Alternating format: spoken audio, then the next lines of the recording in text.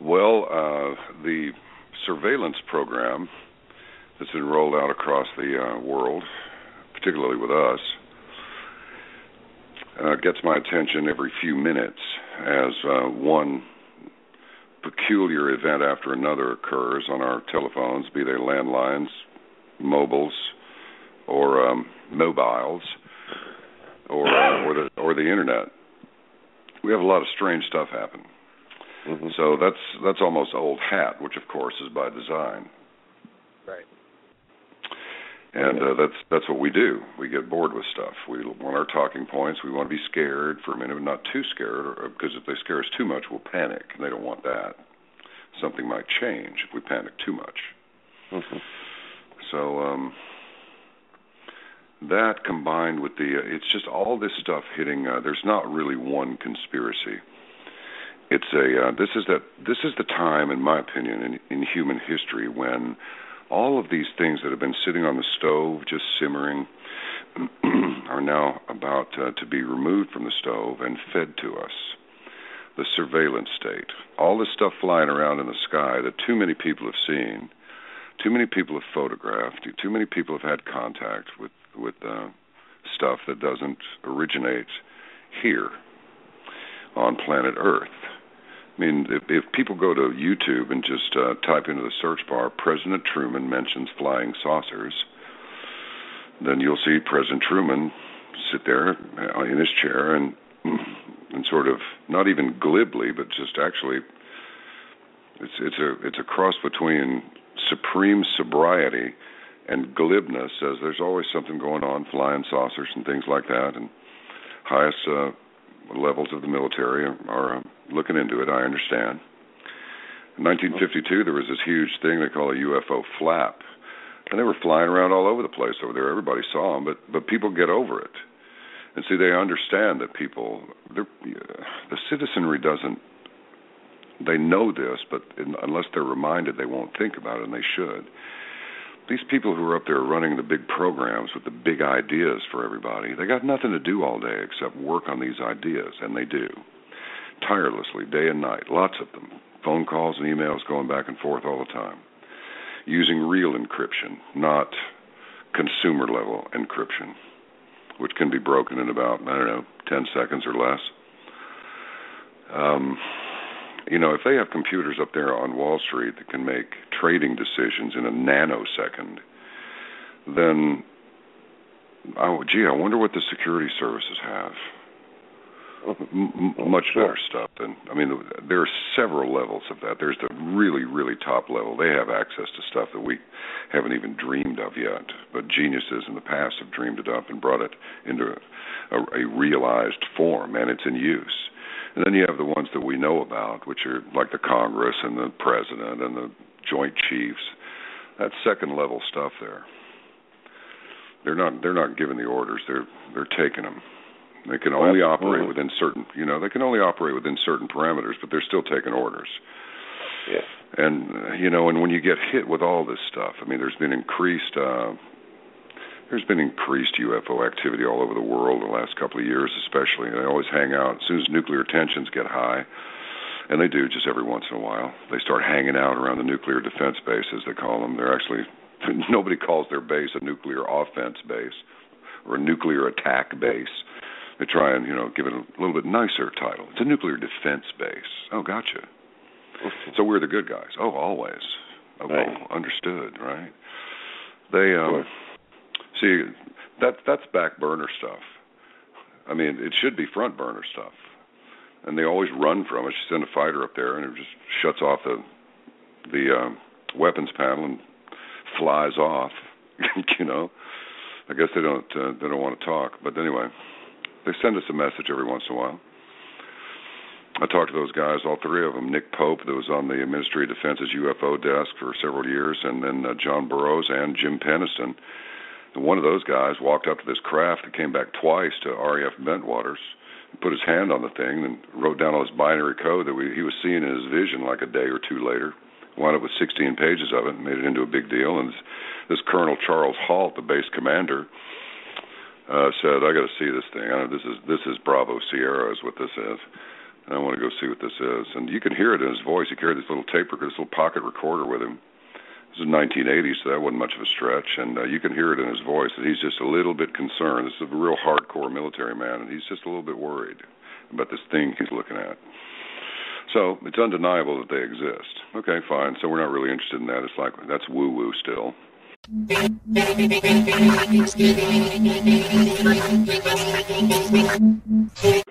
Spoke with John Lear for the second time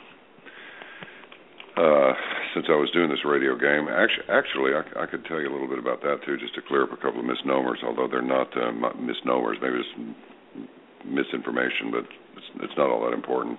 To address the question, I think the idea was to, by the time John Lear finished talking, and I had him on Skype so I could see him, and he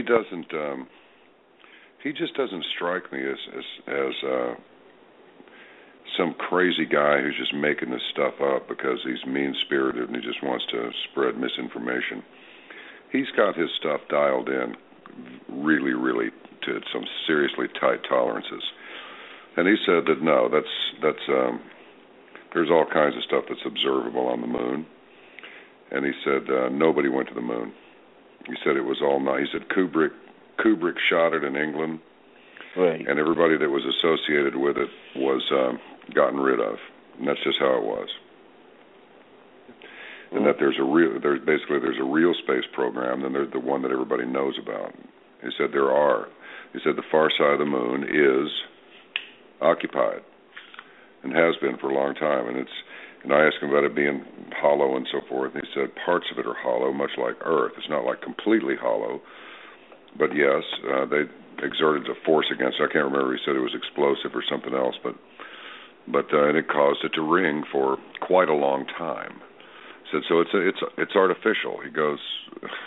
He says, and ETs had an influence in designing us, and that's just how it is. Which, and a lot of people go to the Holy Scriptures of the Bible, and I'm one of them.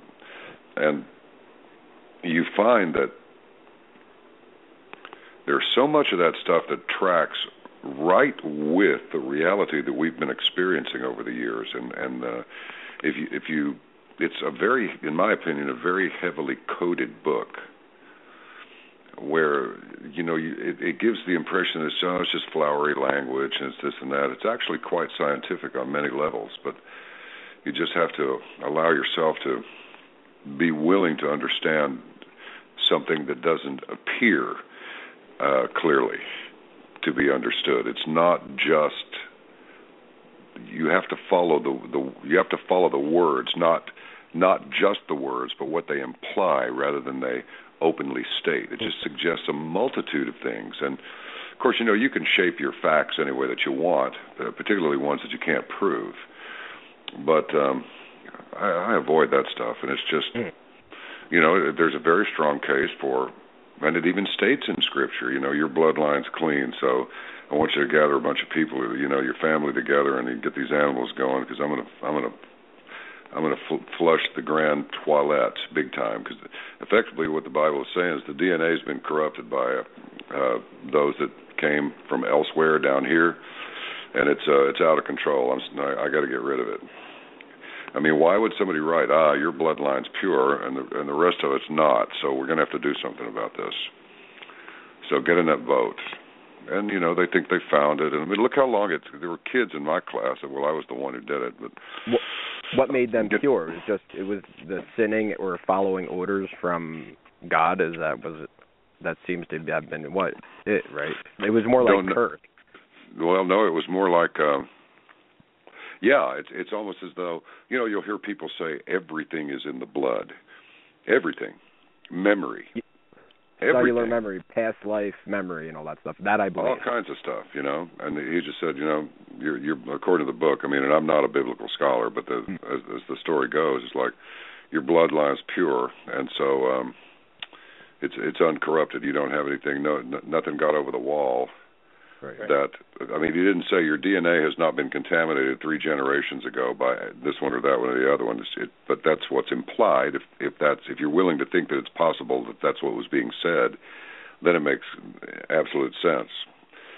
But I mean, it's as clear as can be. Your bloodline's pure, so therefore I call upon you to do what I say. So get about it.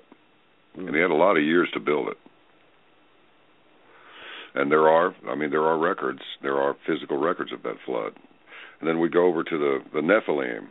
It's like there are so many museums.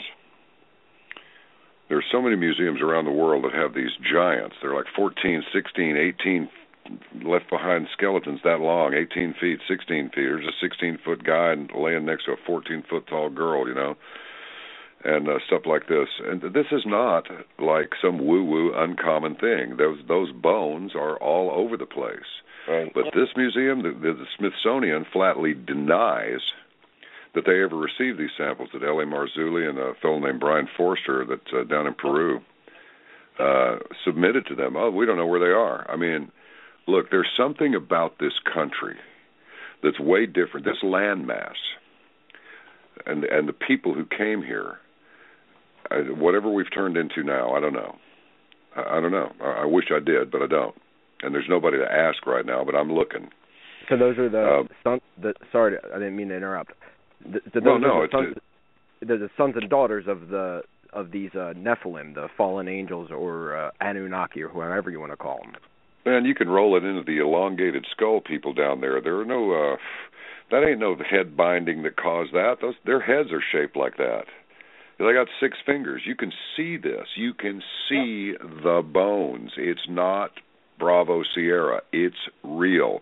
6 fingers, great big old tall thing. That's with an A, Thang, tall thing. And this elongated skull, and that's not head binding that did that, like the Ubangis continue to do to their lips. No. And the Egyptians, that's not I think we'll make ourselves a bunch of tall hats. No, that's the shape of their skulls. That hat fit really well, because that's what shape their head was. They're supposed to be buried underneath, a bunch of them buried underneath the Basilica at the Vatican. The Vatican knows all about it. I bet they have a lot more buried than just that. Oh, man, there's all kinds of stuff buried around there. I mean, how did that outfit get so much power? But they do. They do have the power. Still have it. And there are a lot of secrets in there. And I mean, this current Pope Francis, he's been trying to set everybody up for the return of the ETs. There's another one over there that said he's ready to baptize them. You know, maybe they got their own version of Jesus. I don't know. But these guys are talking like, oh, yeah, it's no big deal. We've known about ETs for hundreds of years. You people are just behind. You just weren't ready for us to tell you about it. They've effectively said that. Now, those may not be the words, but that's definitely the meaning. Maybe it is somewhat fate, and maybe they figure their offspring will bring it about. There's talking to an ex-Mason guy and said they're all very, very, very much into bloodlines and whatnot, and that's just maybe who knows, or from what they think. Maybe they just want credit. Maybe they just want credit because it's like ultimate control freaks, like controlled opposition, some level of controlled opposition, but it has to happen naturally, like free will, because you know that's a craziness right there. That's just, I mean, if there is like if there are aliens involved or as such, then there would there's some sort of universal order that, and like a contractual agreement collectively, like on a conscious level. Well, yeah, and the other part is that you know, these geneticists, this fellow down in he must be in Peru, extracted this DNA and ran all his tests and concluded this is not human DNA. This DNA is different from anything that walks, crawls, or flies on or over the earth. And that's just how it is, period, end of story. And they're trying real hard to get it out. But number one, the object of many is to prove that you know, as it is said, that it's Satan's goal to prove that the Almighty God breaks His promises. Therefore, He has a character flaw, which a lot of people say that's why the big turmoil in Israel. That's why this small section of land is such a point of contention. Okay, we'll let that ride. We'll neither confirm nor deny, but we'll just roll with it for a second. Well, what would be the effect if this genetic information, research information, got out and confirmed that yes, indeed, creatures that, by all accounts, appear to be Nephilim? What if some character, the same kind of a character that revives the Spanish flu and starts messing with all this stuff, and these freaky people over in Britain that they got little baby chicks with little tiny crocodile beaks on them from mixing and matching genetic components and so forth. I mean, they're heavy into that Doctor Who grade transhumanism thing. They want to meld machines and people and extend life expectancy into the thousands of years. Hell, they got a drug over there now that if you inject it into a person, you can give them the sensation of having been in jail for 1,000 years. Right. Do you know about that one? Yeah. I read about that. I remember that. That was crazy. I forgot about it up until now. I mean, they're working on some. That. I mean, this is some serious mad scientist stuff. Now, what? Yes, it is. So, do you think that anybody wants to confirm that the Nephilim, as written in the Bible, were a real thing? Well, hell no, they don't want to confirm anything. What they want to confirm is that the Bible is a lie, except they can't do it because it's not. Right. No, you're spot on everything you said about it. Well, I mean, I've just got to say it. Every time I'm invited to come on a program, I turn into Preacher John, but I'm telling you, people had better wake up and realize that what they're looking at right now is the same thing that Joshua was looking at when he's standing up there with Satan, and Satan's going, all you got to do. This is so easy. JC, I'm telling you, all you got to do is you got to work for me. That's it. You got to acknowledge me as the man with I say capital M-A-N, and all of this is yours. Mm-hmm. Jesus looked at him and said, what, you got to be kidding me. Really? This is it. You'll give me all of that if I turn my back on the creator of all of this, that you run temporarily. Right? You're going to turn this, I can have everything that I want. Well, I got some news for you, pal. This isn't all there is. We think I'm stupid. I don't know this. Who do you think you're talking to? So, now Satan's irritated about that. But if they confirm that this is Nephilim, is what this is, this DNA is not human, not at all.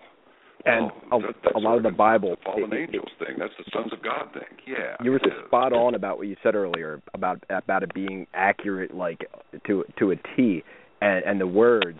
Yes. Oh, yeah. Like spread out throughout time. It's amazing.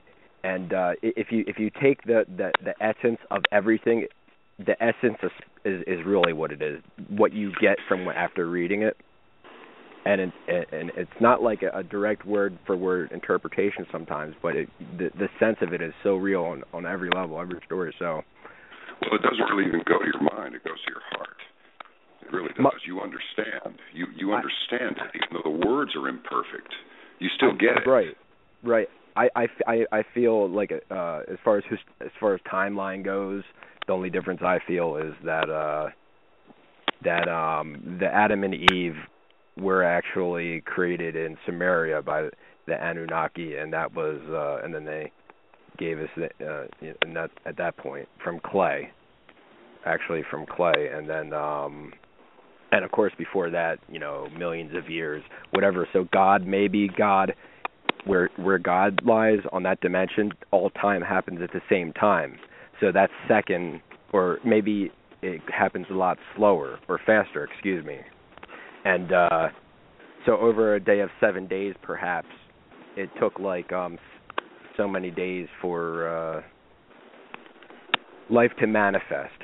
Or maybe there's some hidden time gap in between where it just skips over, making you think it was in one day. And that's the way it was. It ended up being articulated by the scholars and monks of the time. Well, this is a really rudimentary example, but I lived in this house that was built in 1915, some years ago, and outside the window was this giant pecan tree. And this pecan tree, once it started, getting toward the end of March, I saw it every time I lay down on the bed. Look out the window, there's the big tree right there. I mean, this thing was big. It was like 3.5, 4 feet in diameter, big old thing. And I would look at it to see if it would bud, and the buds were out. Nope, it's not ready yet. Well, it's kind of getting warm out there. Now, the tree says it's not spring yet. And sure enough, here'd come another cold snap. That tree would just sit there. But I'd wake up one morning, I'd look out there, and there were little green buds all over that tree. And it's like, yep, that's it. Spring's here. Tree says so. Buds are out. Weren't there last night. They weren't there yesterday morning. They're there this morning. Things can happen very quickly. They can happen at any rate. Time is our problem. Time is just a tool that we use to keep up with where we are in this realm. So, I mean, if you're having fun, if you're bored, or you're sitting in the tank or something, it goes by pretty slowly, but it's all our perception. So it's our interpretation of what time is. So you're absolutely right. I mean, it could happen. It could happen in 7 seconds. Let alone 7 days. Who knows? From this perspective, the Big Bang could have happened in like a day or something. Let there be I have no idea to know. Well, I guess that's just the way. It says in the Bible that about time. It says in the Bible that something about a day being a day being like a year to God or something like that. Something of that nature. Maybe, we don't really. Maybe it was just a year at but that like moment. John said, it's a tool that we implemented, not God. Right, but that's what I'm saying. But maybe he invented it for us so that we can keep up. I think it says in Scripture something like time is a thing that's been given to you, and I don't remember the rest of it. But what the message was so you can keep up with where you are, so that you can measure your days. Mm-hmm. That's all. It's time is not it's not really a state. It's a thing. So and remember, the first commandment is, "Thou shalt have no other gods before me." He didn't say there weren't any others. He said, "You worship me and none of the rest of them." Understand? And what about these battles in these celestial battles up there in the heavens? What's that all about? And when Daniel was stuck down there in the lion's den, right? The angel shows up and said, "Sorry, it took a while, but there was a big battle going on up there. Stuff got so deep we had to get Mike involved, okay? But come on, we're walking out of here. Let's go." The Lord had your back the whole time. He wanted me to tell you, didn't mean to give you a little moment of angst there, but it's all good. He had you covered the whole time. Come on, we're leaving. Let's go. Get your stuff. Maybe it's linked with the spiritual battle that's going on here on Earth. Maybe it's all one battle. Oh, yeah, definitely. This is an ongoing battle. It's probably, who knows? I mean, just like what was said earlier, who knows what time frame it's all in. It doesn't matter. Time doesn't matter to the creator of time. We don't think about the stuff that the creator thinks about. We don't think how he thinks. It's different. That's why we just need to shut the bleep up and observe, learn, have a little faith, value each other, love each other. And did I mention shut up? Quit squawking all the time, I mean, who would write something like, "Don't feel any fear, because your fear won't buy you one more minute"? No point. Why does it say, who would write, "Don't be afraid. Don't be afraid of anything"? Right. Just keep your faith. What's your faith? It's mind control. Control your mind. Steady your mind. Steady your mind by using your heart. It said where the mind goes, the body follows. Well, where the spirit goes, the mind follows. So what should we do about fear? Well, should we harness it or confront it or face it? Yes. Well, I think you hit it. Numbers 2 and 3. I think what you do is, this sounds a little trite, but it has been said. I don't remember who said it. Do something that scares you a little bit every day. And somebody recently said one of the greatest things that happened. I can't remember who it was. It's a well-known writer. Oh well. the best thing that can happen to you is to be confronted with death and survive.